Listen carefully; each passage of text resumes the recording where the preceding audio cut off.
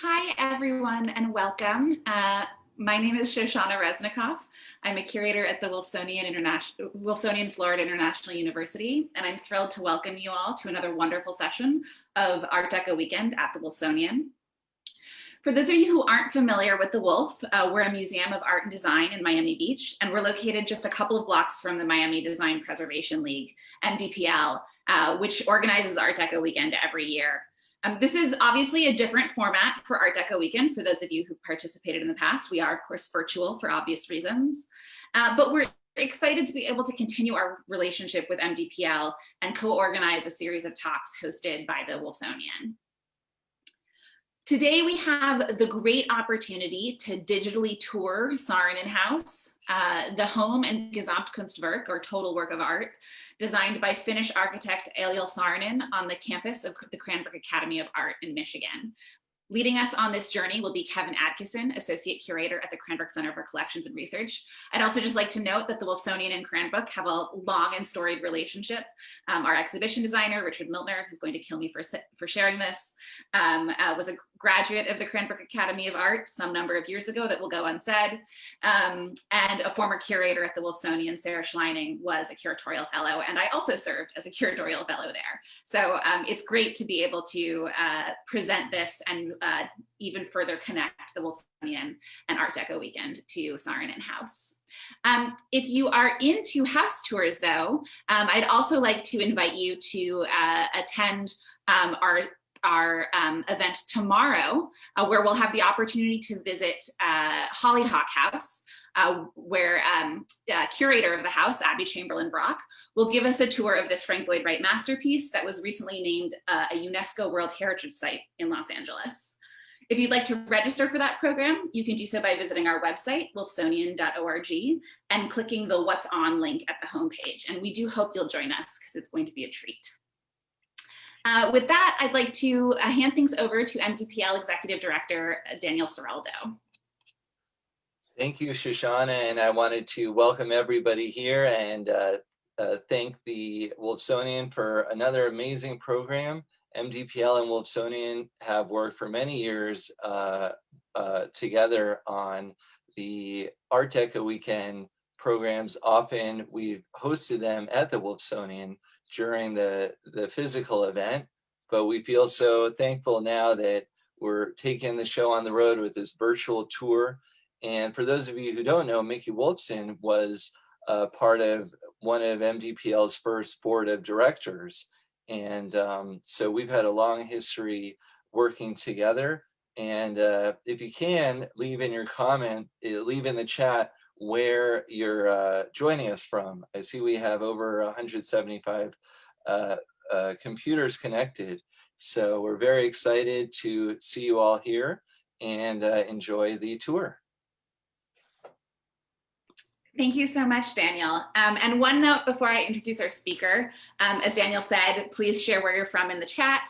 At another talk we did, we had really great dialogue happening in the chat as well. But if you have questions for our speaker, Kevin, which I hope you will, please use the Q&A button, which should be at the bottom of your screen, where you can enter your questions. We've reserved time at the end, and I'll be sharing your questions with Kevin, and so hopefully we can have a great conversation at the end. So it's now my great pleasure to introduce our speaker for the day, Kevin Adkisson. Kevin serves as Associate Curator at the Cranbrook Center for Collections and Research, where he assists in the preservation, interpretation, and programming across the many buildings and treasures of Cranbrook. A native of North Georgia, Kevin has his BA in architecture from Yale, where he worked in the Yale University Art Gallery's American Decorative Arts Furniture Study, and has completed his MA from the University of Delaware's Winter Program in American Material Culture, with a thesis examining the role of postmodernism in shopping mall architecture. Previously, Kevin worked for Robert A.M. Stern Architects in New York as a research and writing associate, and at Kent Bloomer Studio in New Haven, where he designed and fabricated architectural ornament. Kevin served as the Cranbrook Center for Collections and Research Collections Fellow from August 2016 to June 2019. And with that, over to you, Kevin. Hello, everyone, and thanks so much for joining us for this tour of Saarinen House here at Cranbrook. Thanks for that lovely introduction. And it's wonderful to have everyone be able to zoom in virtually and see our little house here in Bloomfield Hills, Michigan. Today's tour is going to focus on the remarkable Saarinen family. Finnish immigrants, they were here in America from 1923 until for the rest of their career. And there are so many ways that I could talk about Cranbrook. I hope that a lot of you who are out there watching have had a chance to visit. I see in the chat that a lot of you are actually coming from Michigan. So if you have had a chance to experience Cranbrook, you know what a beautiful, special, magical, and really complicated place this is. If you haven't had a chance, hopefully today's presentation will encourage you, once we have gotten to a new sense of normal, to travel here to Metro Detroit and see Cranbrook for yourself. I'm really just going to be focusing on the Saarinens today and their masterpiece, and not so much on the full history of Cranbrook or our Academy of Art. I'm coming to you live from the Millis house, which is next door to Saarinen House. It is not a historic house museum, but a modern residence. And it, unlike Saarinen House, has internet. So with that, we will start our presentation. Now, Saarinen House from the outside has the appearance of a sort of Northern European row home. It is an attached house built in brick with a custom ceramic roof, beautiful leaded glass windows, but it's really not shouting out to you that this is America's great Art Deco domestic space. But when you step inside, it really is this sort of perfect jewel box where everything has been considered and designed by the minds of one family, the Saarinens.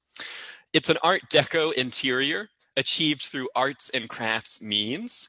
But before we walk through the house, I want to set up the lecture. We will briefly introduce what Cranbrook is. Then we'll talk about the Saarinens' journey from Finland to Cranbrook. We'll discuss the means of production of Saarinen House and why exactly I say it's an Art Deco home with an arts and crafts movement background. Then we'll do a walk through the house together through photographs like these, photographed by the great James Hefner, who I saw was watching us, and other photographs by the late Balthazar Korab. Then we'll talk about the Saarinens' other great masterpiece at Cranbrook, Kingswood School for Girls. It's an ambitious talk, so hold your horses, settle down, and we're gonna look at some beautiful things together. If you haven't been to Cranbrook, well, what is the place? It is a series of institutions established between 1918 and 1942 by the Booth family, Detroit metalworker and newspaper family, who lived in the house on the top left. Cranbrook was their private estate until they formed Christchurch Cranbrook, an Episcopal church, and then established Cranbrook School for Boys, a prep school, Kingswood School for Girls on the lower left, Cranbrook Institute of Science in the center bottom, and Cranbrook Academy of Art, whose museum I show on the lower right. Today, all of these institutions are still flourishing. So we have students from pre-K through 12th grade. We have graduate students studying art and architecture. We have visitors coming to the Art Museum and Science Institute. And the Episcopal Church is still going strong adjacent to campus.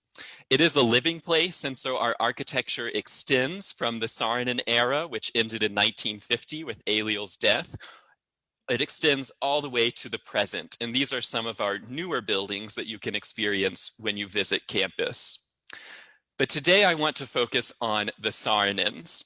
From left to right, we see daughter Pipsan, mother Loya, father Eliel Saarinen, son Eero Saarinen, and grandfather Huho. They're seen at their home in Finland. Eliel Saarinen studied painting and then architecture. Mrs. Saarinen studied sculpture in Paris and then became a noted landscape architect and weaver here at Cranbrook. Their daughter Pipson was a colorist, a fashion designer, furniture maker, and sort of pattern maker. And then their son Eero Saarinen is probably the Saarinen that you know if you only know one. He became the architect of such monuments as the Gateway Arch in St. Louis, TWA Terminal at JFK, Dulles Airport, the headquarters of General Motors, John Deere, CBS, Bell Labs. So it was a father and son architecture duo, but the whole family really was involved in design. In Finland, they lived at Vitrask, the family home 14 miles north of Helsinki.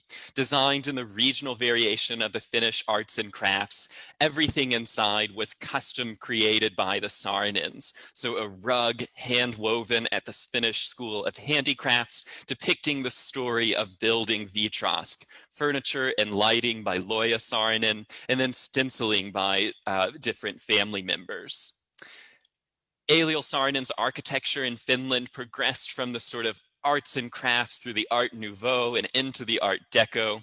And he really conceived of architecture as existing from the next smallest and the next largest scale. So that meant in his home, he designed the teacups, the tables, the furniture, the architecture, the building, all the way up to the city plans, like his plans for suburban Helsinki in 1915, and then all the way back down to he did design the Finnish currency here in 1909. His masterpiece in Finland was the Helsinki Central Station, completed in 1914. It was the Art Nouveau, sort of Finnish national romantic temple. And it was this building that launched him into the international stage of architecture.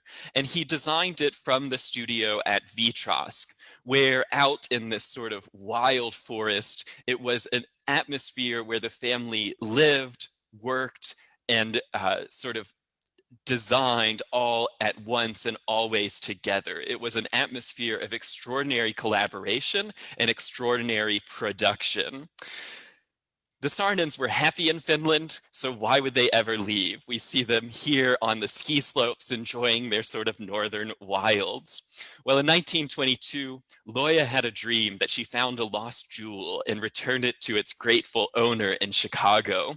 This premonition timed perfectly with the Chicago Tribune Tower competition, the Western world's most important architectural competition. It saw entries from Europe and America in a range of styles, from the winning entry of Hood and Howells on the left, the sort of Gothic church steeple stretched up 26 stories, to the radical avant-garde of Walter Gropius, to the sort of synthesis of modern and tradition of Bertram Goodhue. While Hood and Howells won with their sort of Gothic fantasy, the real sort of winner of the competition in the story of architectural history was Eliel Saarinen's design. This medievalizing structure sort of stripped away any direct reference to Gothicism and instead celebrated the sort of form and the power of the skyscraper, shooting up from the river past the Michigan Avenue and up towards the sky with all of its ornament and decoration in service to this great vertical thrust. Now, I thought that since we're all celebrating the Art Deco weekend, while Saarinen's building was in second place, it did give him the money in order to immigrate with his family in 1923, but it also launched a series of little children across the country, architects who looked at Saarinen's design, like Raymond Hood with the Radiator Building, or Donaldson and Meyer in Detroit with the David Stott Building, or down in Houston with the Gulf Building. You have all of these sort of buildings that are repeating the ingenious design of Eliel Saarinen. For our story, though, this led Saarinen, his wife, and their two children to immigrate to Chicago and then to be invited to become guest professors at the University of Michigan. They had a reception honoring the new Finnish professor. Down at the very bottom, you'll see that the last speaker of the evening was a Mr. George Booth. His son, Henry Booth, is seen here at the center of this festival honoring Professor Saarinen. And it was the Booths who nab the Saarinen family and bring them to Cranbrook. So he was first Henry Booth's architecture professor, and then he became George Booth's architect. George Booth had bought a plot of land north of Detroit out in the countryside. It was a rundown farm, and first he decided to use it as a picnic and pleasure ground for his wife, Ellen, and their 5 children. In 1908, the great Detroit industrial architect Albert Kahn built the new family home here in the countryside in this sort of arts and crafts manner, very heavily influenced by English arts and crafts architects like Voysey. This 1908 home got a 1918 addition of this grand library where George Booth could display not antiques and not sort of imports from Europe, but instead handmade objects and that celebrated the craftsman and really embodied the arts and crafts ethos of beauty and utility. So everything you see here, much of it is designed by George Booth. All of it is celebrating the sort of beauty of handcraft, including, look above the fireplace. One of my favorite works at Cranbrook, carved by the Boston German immigrant Johann Kirschmeyer. The overmantel here shows off at the center the Episcopal bishop. To his right, he is anointing the architect with his blueprint, a portrait of Albert Kahn. And then surrounding them are all of the allied arts that it takes to build a house like Cranbrook House. So Kirschmeyer himself, then the cabinet maker, the glassblower, the weaver, the ceramic artist, and the jeweler. And on the other side, the silversmith, the window maker, the bookbinder, the painter, and the mason. Now, this is Booth's own house, but it will be a sort of premonition in 1918 of what is to come on the Cranbrook estate as it transfers from a private house into a public institute of arts and education. The drama of the overmantel could be repeated in the Greek theater, which was George and Ellen Booth's first public-facing aspect. It was here where they put on plays to raise money for the arts in Detroit, in particular the Detroit Society of Arts and Crafts. And it was here that George Booth fell in love with the idea of using his property not just as an estate, but as a larger educational good. He commissions this Finnish professor at the University of Michigan to come up with a plan to transform the rolling hills into an academy of art and a school for boys. This is Eliel's first drawing done at Ann Arbor in 1924, showing a series of courts and gardens. Surrounded by a school of music, a school of drama, a school of art, and a school of horticulture.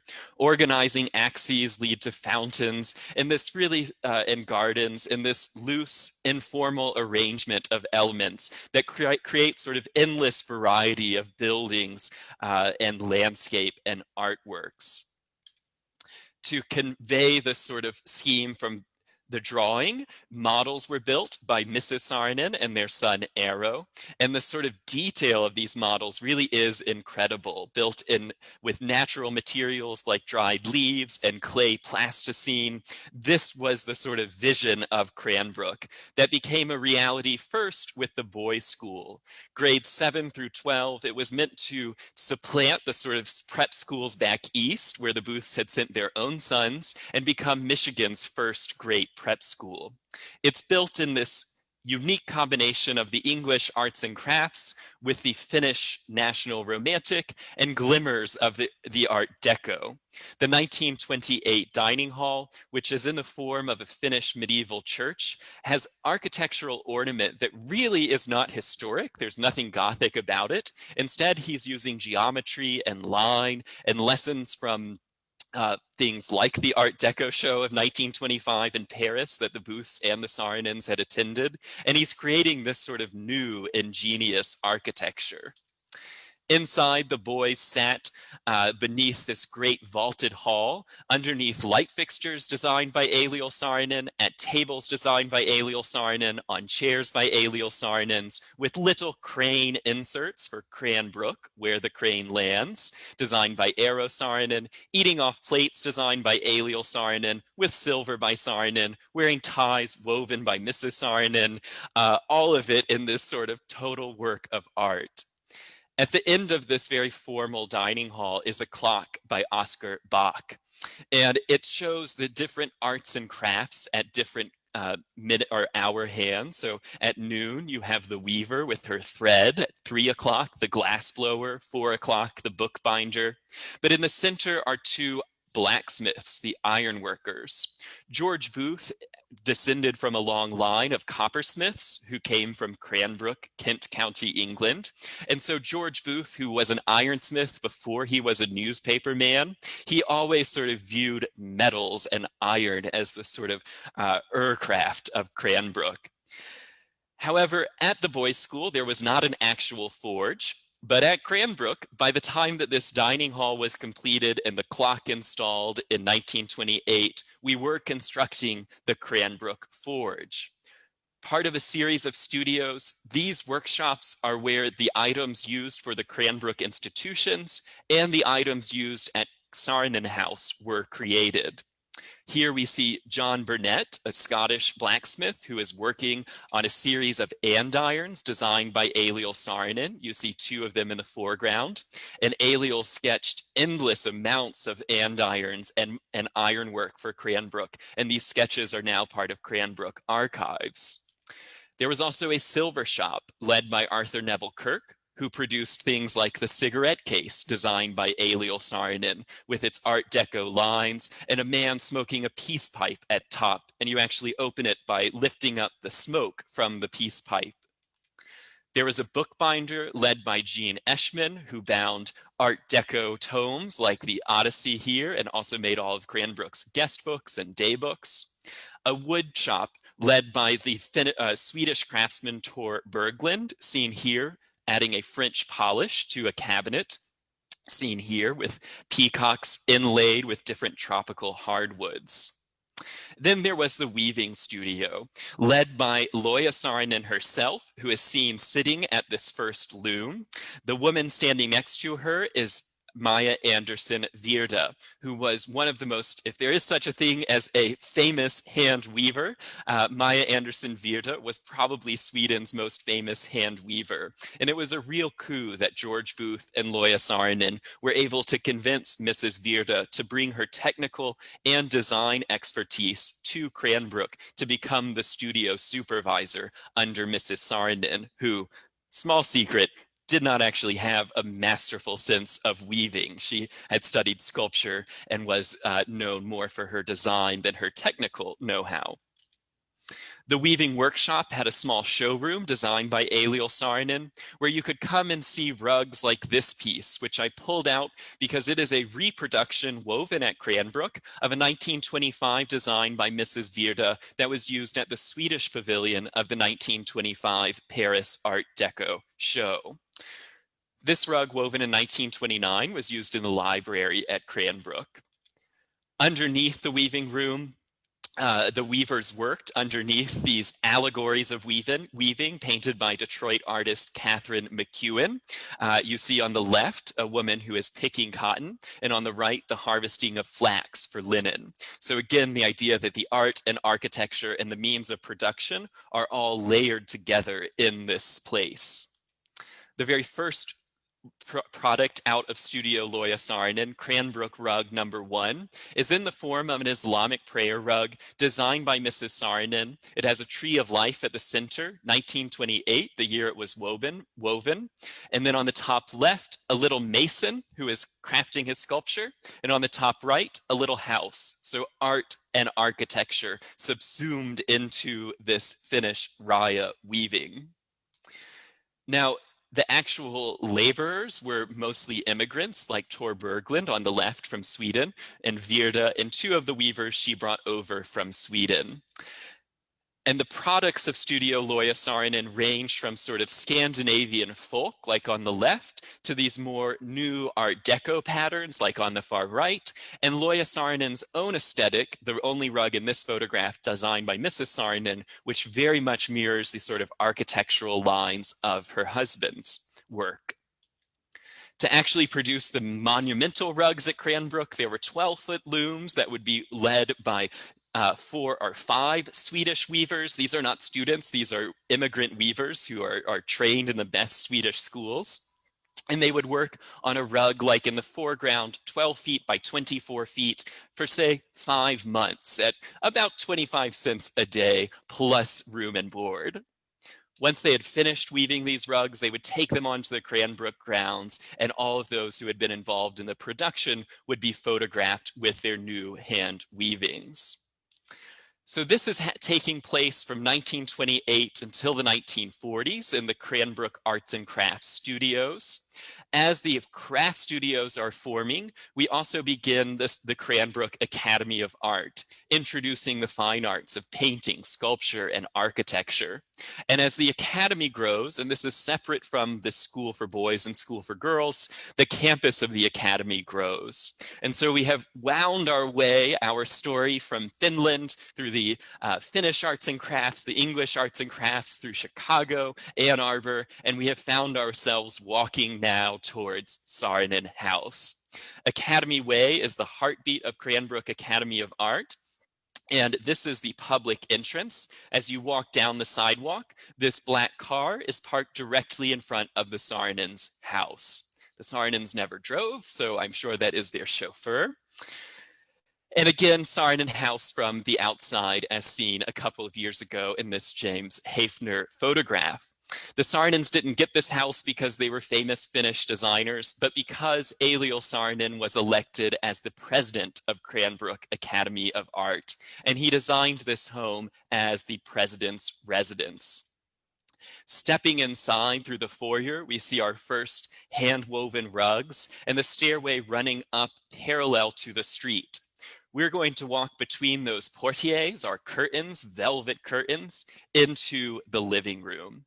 And everything that you see in the house was designed by the Saarinens. Most of what you see in the house was produced at Cranbrook.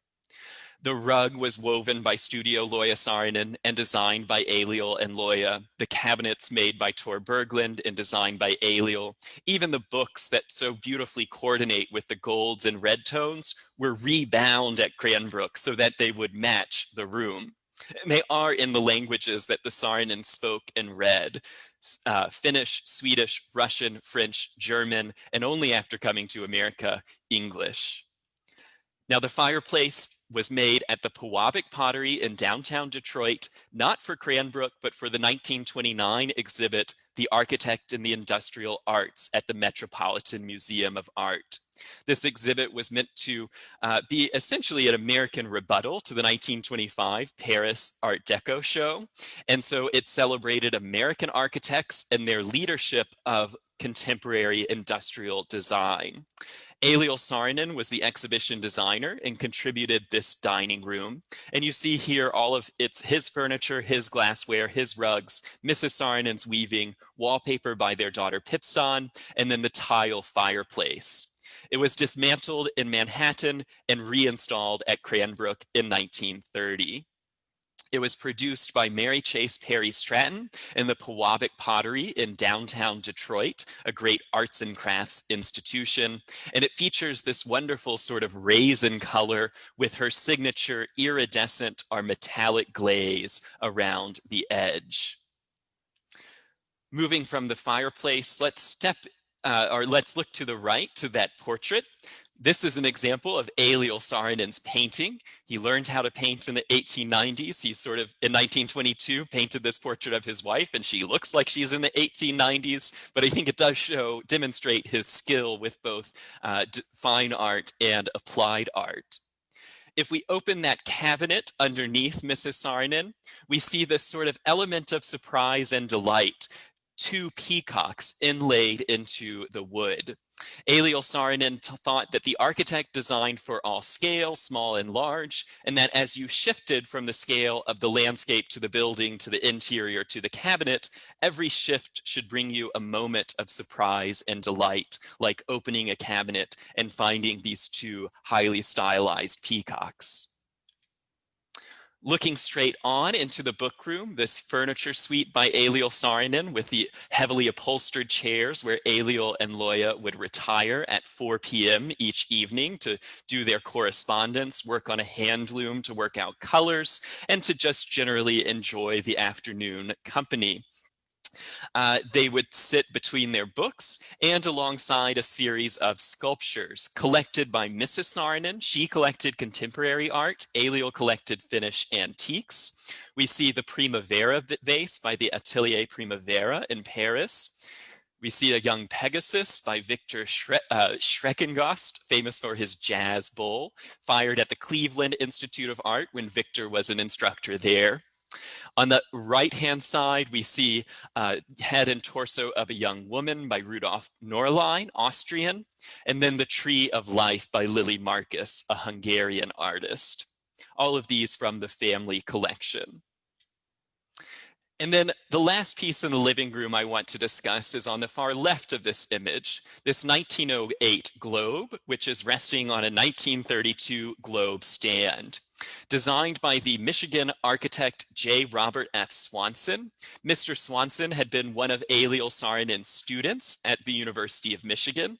He was best friends with his classmate Henry Booth, and he also served as the Saarinen's translator. Remember, they didn't speak English when they were in Ann Arbor. Swanson served as the translator and then eloped to Toledo with the Saarinen's daughter. So he became the sort of Swedish-speaking son-in-law and would eventually go into practice with his father-in-law and brother-in-law. He designed this globe stand using ebony and stainless steel, and you see the sort of asymmetries of the upcoming modernism, a little bit different from his father-in-law's more pure symmetries.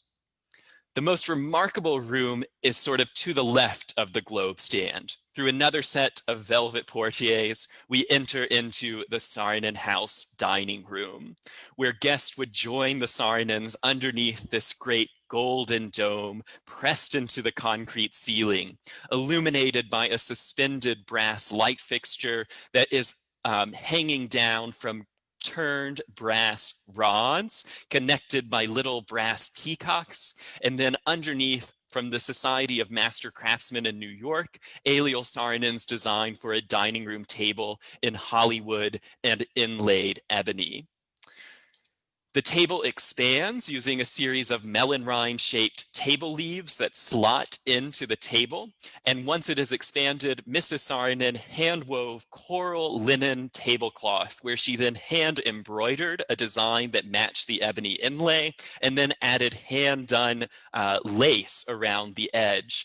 Having this donut shaped allowed the golden wood to be still seen. Here we see Mrs. Saarinen serving dinner. She was famous for ending the meals with pineapple upside down cakes. Imagine you're sitting underneath that great golden dome and you're given a golden plate with a red rim, and on the center of it is a golden pineapple slice with a red cherry at the center. Talk about coordinating the entire experience. Seen here with her Chemex about 1942, she is serving dinner around her centerpiece, which is a little bird by Hagenauer that she purchased at the Wiener Werkstätte in Austria because she was tired of the low quality of flowers she could get in Michigan winters, and she wanted a permanent centerpiece. When they brought it back to Cranbrook, she asked the Cranbrook silversmith, cut it down so it fits perfectly on that inlay. And no, I don't really care that you're about to cut through Hagenauer's maker's mark. The dishes they used were a mixture of American department stores, French pieces, Swedish glass from Orifors, the Saarinen's own set of silverware produced by International Silver, the Contempora pattern, which looked like one of his skyscrapers on a fork. And they're resting here on a series of placemats done by Eero Saarinen when he was about 10 years old, and he carved the woodblock to then woodblock print these linen tablecloths or placemats. They served tea out of a tea urn designed by Saarinen that went into production again by International Silver. And they dined alongside a weaving from the Finnish artist Greta Skotsker. Another centerpiece there designed by Eliel Saarinen. So they had nature on one wall with the Greta Skotsker weaving that shows this sort of tree and 5 little wood grouse flitting about. And then the opposite wall features a leaded glass window with a repeating series of squares that obscures the view into the courtyard with hand-woven curtains that have another series of repeating grids of squares. And as you look further into the courtyard, you see a square courtyard that's exactly 4 times the dimensions of the dining room, and the pattern of these pavers with grass growing between it and the Finnish sculptor Väinö Aaltonen at the Kivi's Muse at the center mirrors directly the rug from the living room or from the dining room. And so you have a series of patterns and shapes and designs that are applied at different forms and different scales and different materials throughout the house. Now, from here, if you step directly behind the dining room, you go into the butler's pantry with its up-to-the-minute Frigidaire refrigerator powered by a motor in the basement running on a chassis through the floor, so it would have been perfectly quiet during dinner. And then Monel metal countertops and battleship linoleum floors, a highly functional, highly modern kitchen here in 1930. The kitchen is not restored. This is simply the butler's pantry. And in the cabinets, the Saarinen's collection of dishes and beautiful sort of Art Deco materials purchased on their annual trips back to Europe. Now, upstairs, we enter into the stair hall alongside a historic Finnish weaving from the 1790s. Mr. Saarinen was one of the first to advocate that Finnish folk art was a high art, and he formed much of the Finnish national collection of traditional weavings. Some of those he brought here, and when we look at that 1790s Finnish Raja wedding rug or tapestry and compare it to Loija Saarinen's 1930 curtain, where she is reviving a sort of Finnish patterning of the Kalevala. The great Finnish epic, the Kalevala, tells the tale of this man right here. He has a green head, little blue arms, little blue legs, and he is pulling these green hills out of the blue waters of the Baltic Sea.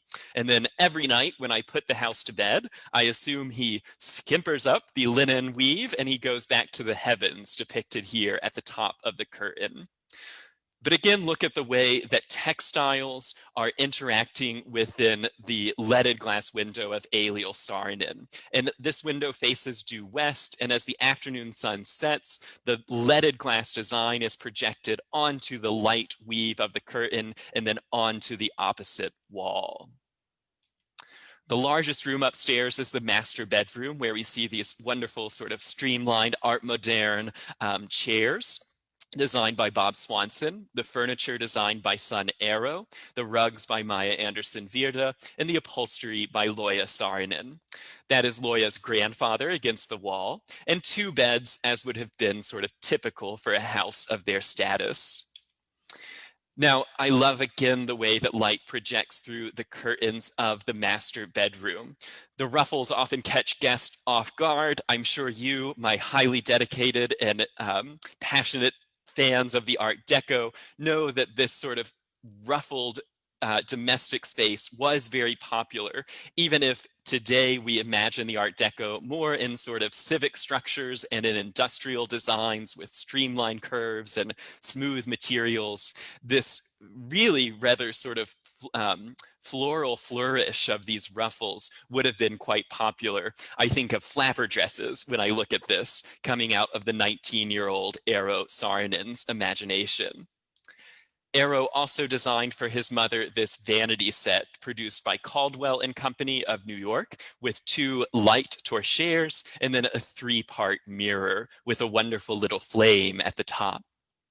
Directly opposite this vanity set, through the closet door that is invisible when closed, it opens up into this quite almost Austrian bathroom where you have a grid of black iridescent tiles and then the off-white with Eliel's designs or Loija's designs for the rugs. His and her sinks, both with vitrolite, one of the first uses of this structural glass in a domestic interior. It was such an unusual material, the contractor demanded a separate contract from the rest of the tile installation because he was so afraid of cracking these $600 sheets of structural glass. Now downstairs off the living room is the family den, cozy corner, showing another bench raya, a furniture form that Eliel Saarinen had invented way back in 1900 as a distinctly Finnish way of sitting, where he read that medieval Finns used old raya rugs or animal pelts, ran them from the wall over the seat and onto the floor. He did it in his house and buildings in Finland, and he did it again here at Saarinen House. From the bench raya, you could look out into the main studio space.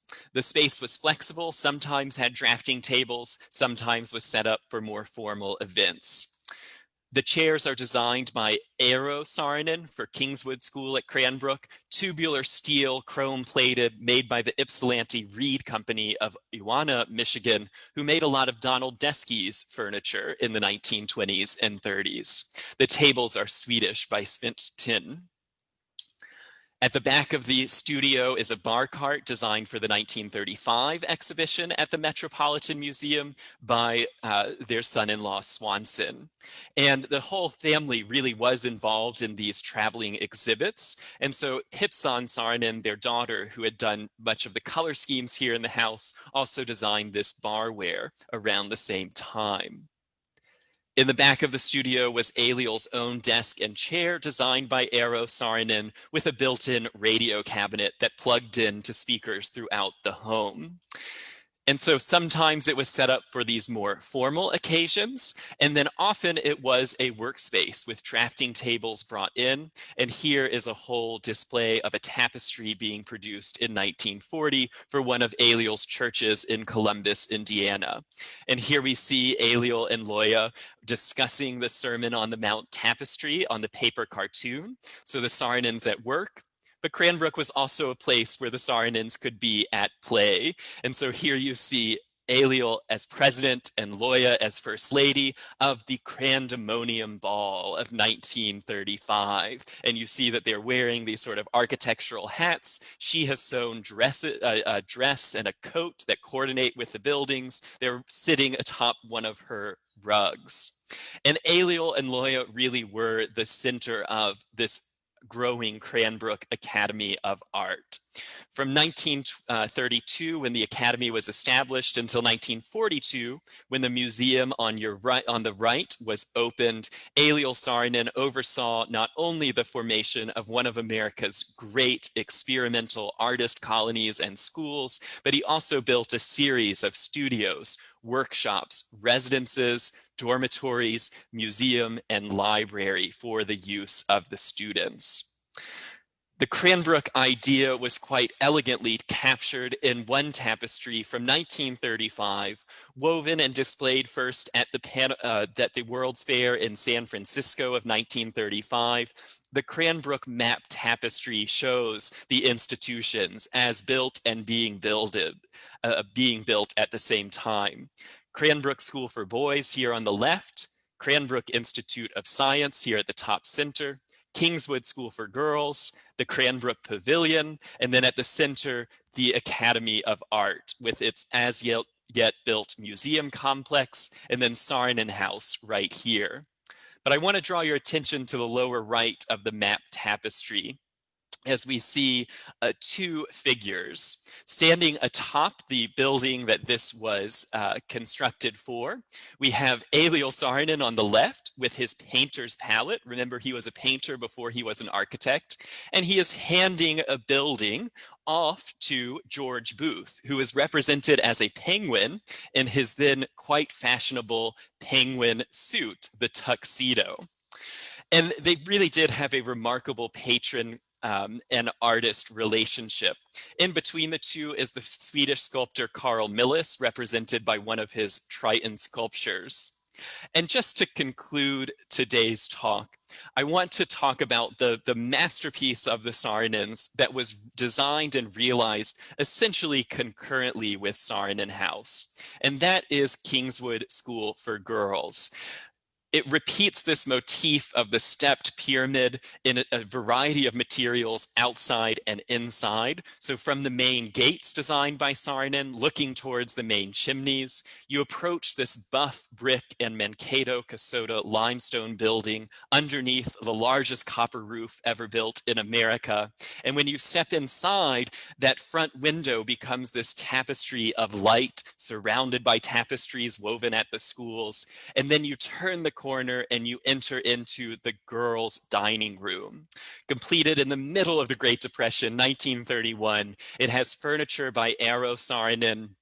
The tapestry is by Loja Saarinen and her weavers. The lights are by Walter van Nessen. The color scheme is by Pipsan. And other rooms in the school that just make your heart really sing out are places like the Green Lobby with one of the Studio Loja Saarinen rugs here, furniture by Eero Saarinen in this almost Egyptian revival Art Deco design, custom tiles from the Pewabic pottery, this remarkable stairway leading up with little Pewabic tile handholds, a sculpture from Cranbrook's studio of David Evans, the English sculptor. Or back to the Rose Lobby off the dining room, where through these great portieres and then in this wall of glass that either opens like the Wizard of Oz with a little door in the center, or the entire glass construction goes into a pocket door underneath the names of the graduates of Kingswood School. It leads into the very dramatic auditorium, and that material for the curtain is both velvet and fabricoid, another great sort of 1920s material. And the stencils are by Pipsan, the ceiling by Eero. These are where those green chairs we saw at Saarinen House were initially designed for. And at the top of Kingswood was Heaven, the girls' ballroom, where they could dance underneath aluminum leaf decorations, and they would have from the 6th story of the schools views across this entire bucolic estate that had been so transformed by the Saarinen family. And then when they went to study in places like their library, they sat on their Saarinen furniture, walked on their Saarinen rugs, and you see this sort of uniquely Cranbrook version of the Art Deco, which never abandons that arts and crafts mentality and is very much a sort of soft and very harmonious iteration of the Art Deco. All of this upholstery by Mrs. Virda. And the last room I'll show us in Kingswood is the Old West Lobby. And not only is the room gorgeous with its Baltic wood paneling and this interesting sort of squared paneling design with the corners cut off that then repeats in the leaded glass windows, the portières going to different study halls, but notice this rug on the floor. Do you see how these little building seams are captured with the same shape as the wall panel? And what is depicted in the hand-woven rug are the Cranbrook institutions. So at the center is the Cranbrook School for Boys. At the lowest center is the Greek Theater. On the right is the old Cranbrook Mill. And on the left is the archway back into the Cranbrook Arts and Crafts Studios. And that is where this rug was woven. And then it was woven depicting the very building it was being produced in, and then moved over to Kingswood. And I would be remiss here to conclude without discussing just for a moment what was happening at the Academy of Art. So that was the high school for girls. But over at the Academy of Art, we began attracting an international series of artists in residence who lived, worked, and produced at Cranbrook, and attracted students who wanted to come and perfect their own craft. So the painting studios of Zoltán Szepesi, the ceramic workshops of Finnish artist Maija Grotel, that's architect Harry Weiss in the foreground, design studios led by Charles Eames, sculpture studios led by Carl Millis. There were always sort of wood shops and different modes of productions. By the 1930s, we were becoming interested in film. That's Charles Eames behind the camera, filming the two Saarinens on the steps of the museum. It wasn't all work. It was also nuns having fun in the metal shop here. And it became this sort of country club of art was the nickname because of the luxurious campus and this idea that it was really a utopian European commune where you worked in the studio, you ate here, you lived here, you played football here, and you also partied here, and all of it can be traced back to the generosity of the Booths. George Booth seen here chatting with Mrs. Saarinen at one of the Saarinen's famous teas. So I know this has been a whirlwind journey, but I hope that you have enjoyed this history of not just Saarinen House within the Cranbrook campus, but really the Cranbrook idea.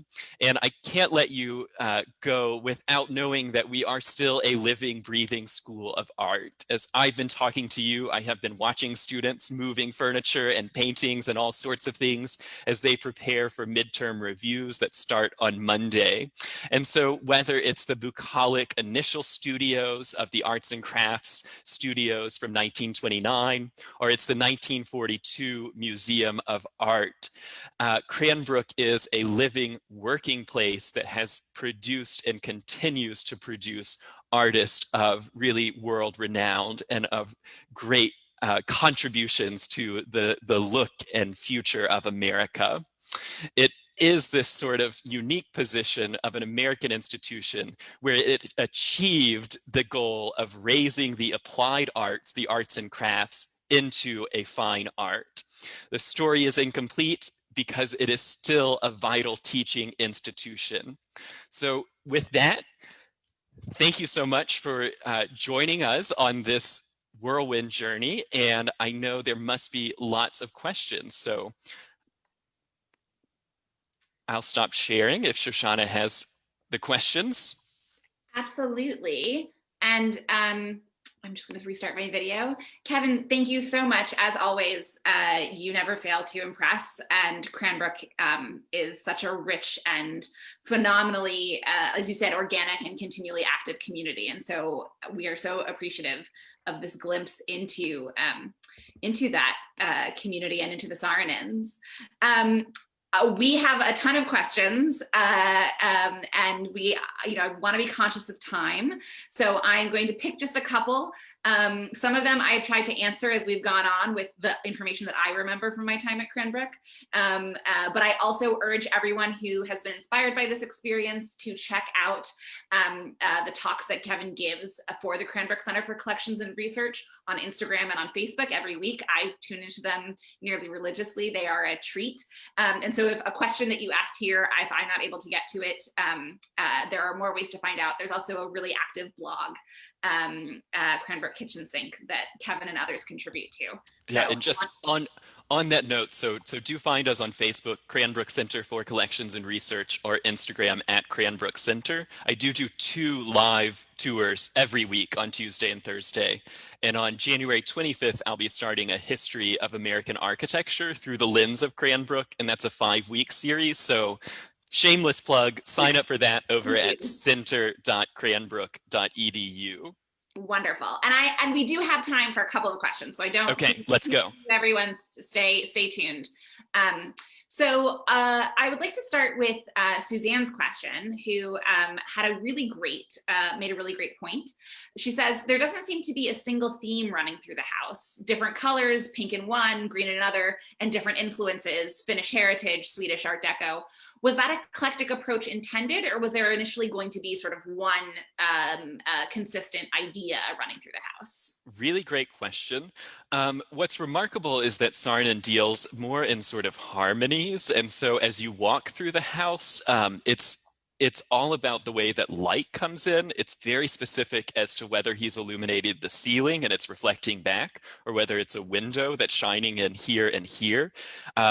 It's a very moody experience, and he seems to be pulling different sources and combining them in this really wonderfully unique and idiosyncratic way that connects itself through the tiniest of details. So if you think of Michael Graves and you think of any Michael Graves building, you can sort of shrink it down and you have a Michael Graves teapot.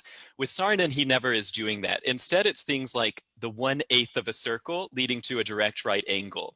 And it's a design motif that's on gates, it's on a door, it's on the teacup handle, it's on the fireplace andiron, or the telescoping motif like the chimneys that repeats on the bottom of the chair legs, on the rugs, on the dining room niches. And so there are these little elements that are almost subliminal, and that is how he ties it all together. Absolutely. Thank you. Another great question from James Donnelly. Please discuss any relationship that you see between the family and the Bauhaus. And that's something that many people brought up in the chat as well. So I think people are really seeing that connection. Yeah, head over to center.cranbrook.edu and buy a ticket to my talk from the last August, Cranbrook and the Bauhaus. I do a complete comparison between the great German school. Cranbrook opens 1 year before the Bauhaus closes.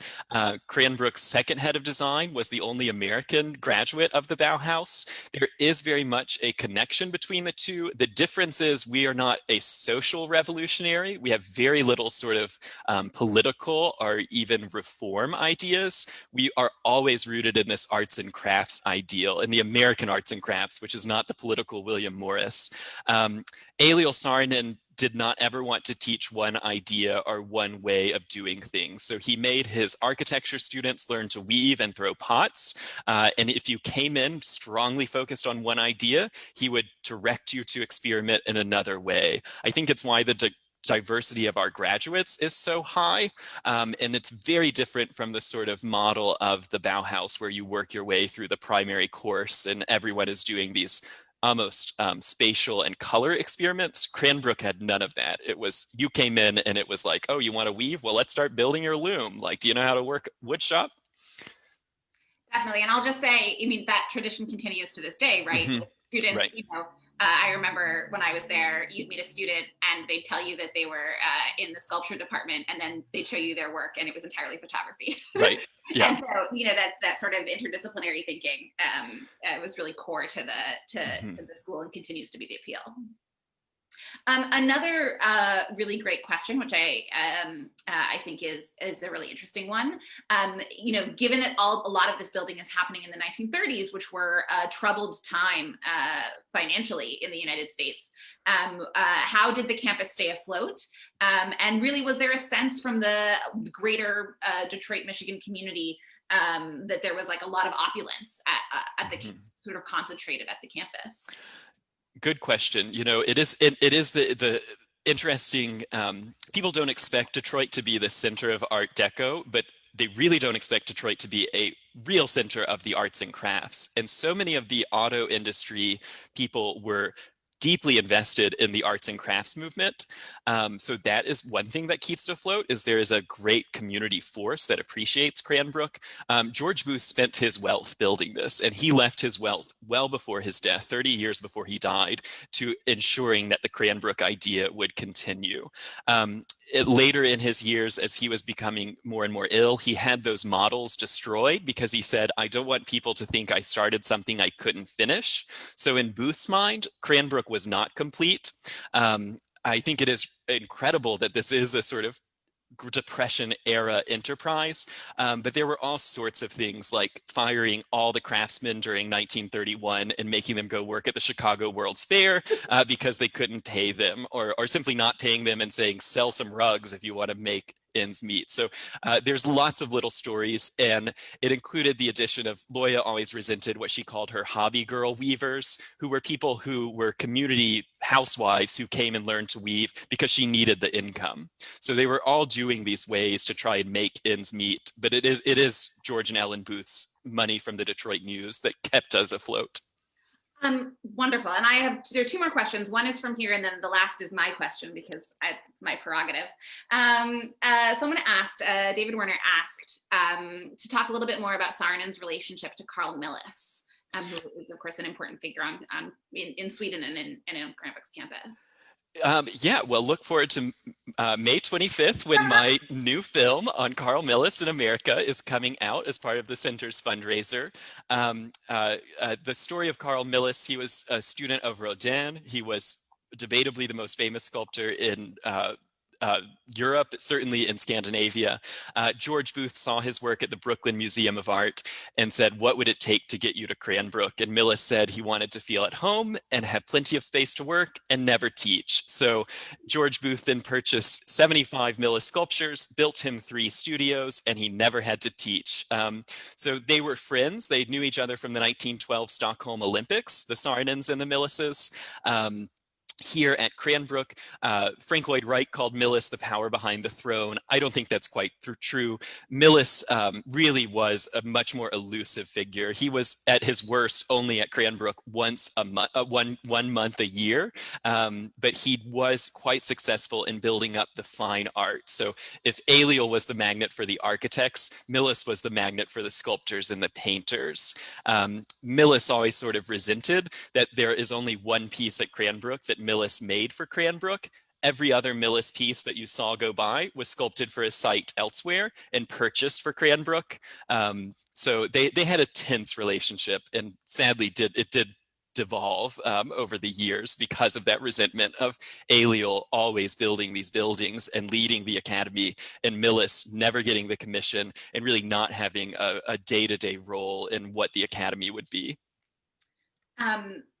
So my final question, you spoke so eloquently about Cranbrook being a living organic community, a place where people are active and making art today. And one thing you didn't mention, which I'm going to mention, is that one of the great benefits of being working at Cranbrook is that a certain percentage of employees, for various reasons, are actually able to live on campus. The faculty live on Academy Way, and museum staff and some collection center staff like yourself live on campus. When I was there, I lived in Thornley House, which was built by Henry Scripps Booth. And what Kevin hasn't shared with all of us is that he actually lives in a portion of Saarinen House. And so not obviously in the part that is a historic preserved home, but I did want to ask you to close us out, sort of what it's like to live so close to that sort of total work of art and that kind of environment, and how you see yourself living a 21st century life in a kind of resolutely 1920s home designed on a 1880s model. I think I just saw in the comments someone compared this to the Gropius house. I think if I had to live in a Gropius building, if I had to live in a Frank Lloyd Wright, which Cranbrook now owns a Frank Lloyd Wright that I'm a curator of, there are architects who are really designing for living, for how one should live. Eliel Saarinen was designing a sort of supplemental support system of life, and the beauty of life is what happens within the space. It is not the space itself. And so what is amazing about Cranbrook is, except for our tennis courts, which are more studios, our dining room, which is a student bar, and our bowling alley, which is storage, every room that Saarinen built is used as he built it. And so he built flexible spaces that suggest how to use them, but they don't demand a certain way of working. And so living in Saarinen House, which is one of the great joys of my life, and actually my second Saarinen home, because I lived in Eero Saarinen's dormitories at Yale. It's amazing how things like the way light comes into the space, or the way he organizes a closet, the way that he proportions the rooms, the way that you move through space and that you catch views as you turn, the way that I wake up and what I see of the corner of the art museum and the custom roof and the brickwork, and the way that he details how the brick joins the copper gutter. I mean, it's a joy because you constantly are discovering and learning things, but he's never telling you, like, hope you're left-handed because the drawer only opens this way, in the way that sort of Frank Lloyd Wright does. It's a pretty amazing campus. And just a note about the house that I'm in, Carl Millis had to pay for everything in Millis House because Saarinen House was the president's residence, so everything you saw in the color photographs, those are the restored Saarinen House interior. Cranbrook has owned that material since it was made. Carl Millis, when he left in 1950, he took everything back to Sweden. So you'll see his material at Millis Garden. Millis House is now a modern home with Cranbrook graduate furniture. Saarinen House, shockingly, also had a period of white wall-to-wall carpet and white walls and bleached wood. And so the house has been restored. My part is unrestored. And if you want to learn more about that restoration, we have a little online exhibit that talks some of and sees those pictures. So it hasn't been a sort of perfect trajectory for the Art Deco interiors of Saarinen House. But my boss, the center director, Gregory Whitkop, spent a lot of the 1980s and 90s working to restore Saarinen House. And we have now been open as a house museum for 25 years. And so last plug, when COVID has settled down and it's safe to travel, do come to Cranbrook. Cranbrook House, Saarinen House, and the Frank Lloyd Wright Smith House are all open for tours. And we are always doing sort of special insider looks, as well as the two museums, Cranbrook Art Museum and Cranbrook Institute of Science. Well, you stole that right out of my mouth, and you said it far more eloquently than I would have, but I do second that plug to visit Cranbrook when it is safe to do so. And I just want to, before we conclude, I do want to share that this program was made possible by the Mark Mamolen funds. The Wolfsonian's Mark Mamolen program is a series on American homes, investigating how the design of living spaces powerfully express individual personality, artistic viewpoints, and social values. And so we are grateful for that fund to be able to do these sorts of programs. And I guess in conclusion, thank you all so much for joining us and for your wonderful questions. And thank you, Kevin, for your time and your incredible understanding of that space and your eloquence. And I hope to see you all here tomorrow at 4 p.m. for yet another wonderful house tour. Thank you so much for having us. And I see some more questions. If you want to follow up with me directly, email me at center@cranbrook.edu. That's the easiest way to spell it. And I can answer all these wonderful questions buzzing by. Wonderful. And again, I urge everyone to join, to follow the Cranbrook Center for Collections and Research on Facebook and on Instagram for more of this wonderful content. Thank you all. Thank you.